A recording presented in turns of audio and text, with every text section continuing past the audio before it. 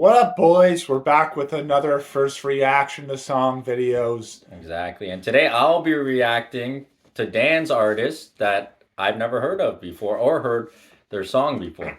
Yeah, so today I'm picking a song by a band. I had an album of theirs when we did our top 10 albums. Um, they are the originators of hardcore punk.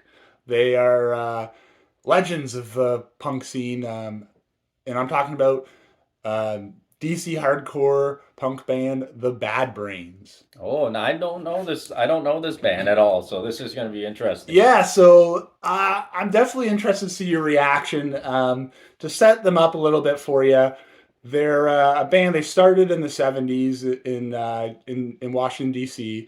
and really became really prominent in the 1980s as the punk scene developed in that area of the country. And really, what stands out about them is how fast and how hard their music is for their time. This song from this album I'm gonna play for you, I believe, is from like 19. I think it's a 1982. A lot of these songs, though, they actually wrote in like the late '70s. So if you can picture what kind of like rock music was on the radio in the Hmm. 1970s and what kind of rock music was being played, and then you hear this, and just to imagine like just the difference in like the contrast and the sounds, it's pretty unreal that these guys were doing this way back then.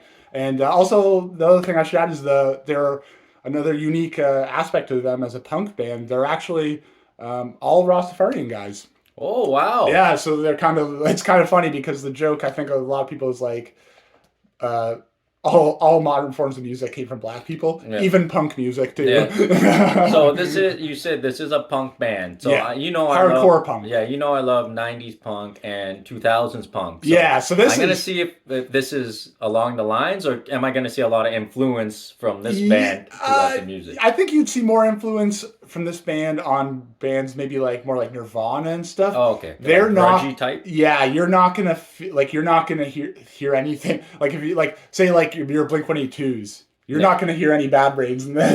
Okay. Like, but hearing so this song I'm choosing is off their self-titled album Bad Brains, and the song is Banned in DC. Band in DC. Okay, let's hear it. I'm excited. I'm nervous and excited.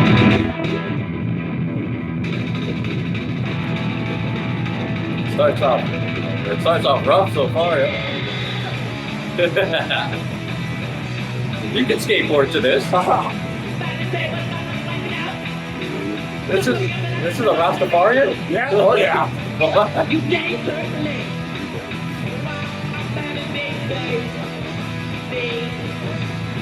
The sound, I'll say, for 70s music, this is different. Yeah. This is definitely different from the classical, where it was coming from, your Jimi Hendrix, your Led Zeppelins. Oh,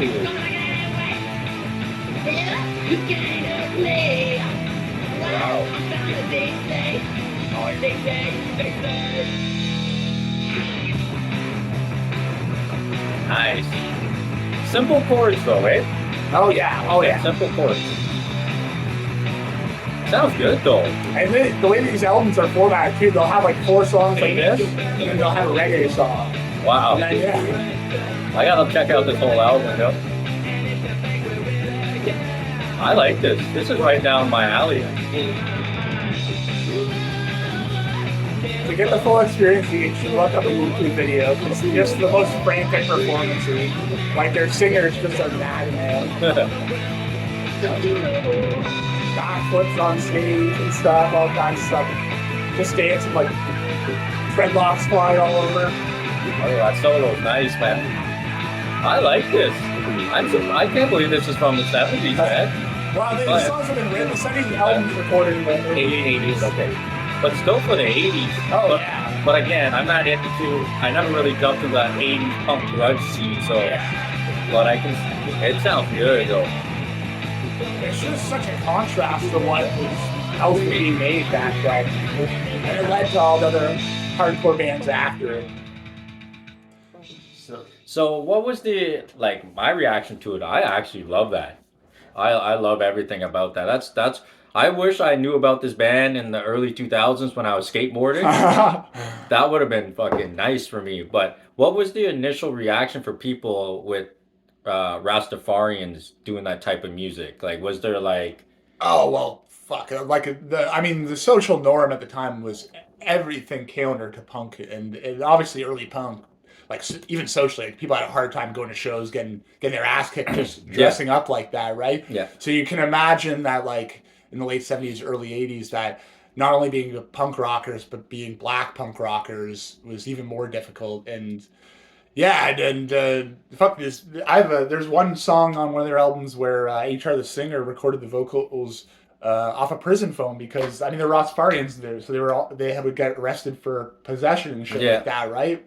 And because back in the '80s, you weren't gonna get away with that shit in the States, right? No, So yeah. Obviously, it would have been a tough go for these guys who weren't not living to the social norm, that's for sure. But obviously, went on to influence all the big hitters in yeah, that was. hardcore music. I didn't know what to expect, but that was really good, man. Especially being written in the '70s and like you said, getting released in the '80s. Like I can tell where a lot of those early '90s punk bands that came out pulled a lot of that Yeah, influence from them. Not I don't know if this was one of the most influential bands that started that punk grudge, yeah, but definitely.